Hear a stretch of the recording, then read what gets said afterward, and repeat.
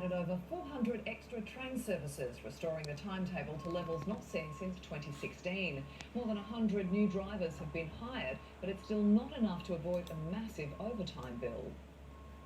A new timetable, 430 extra services.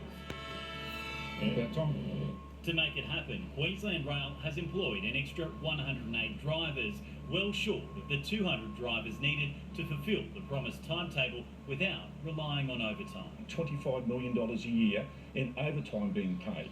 While Queensland Rail's overtime bill is down nearly 9%, figures revealed their top train driver earned more than $225,000 last year. Nearly $70,000 of that was overtime. The biggest spike in overtime in the last 5 years was actually under the LNP because they cut 48 train drivers.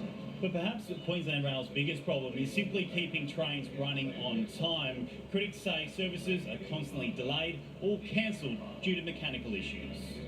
In fact, 13 trains were delayed, 3 were cancelled during this morning's peak rush. It wasn't actually on time. I've actually started driving more now because it's just becoming too unreliable. The cause, doors on some of the new multi-billion-dollar NGR trains wouldn't open or close. We have had door fault issues and they've been previously reported, so this is nothing new. But causing ongoing problems for passengers. We haven't seen a marked improvement in on-time running, and in fact it's got slightly worse. Shannon Marshall, McCormack, 9 News.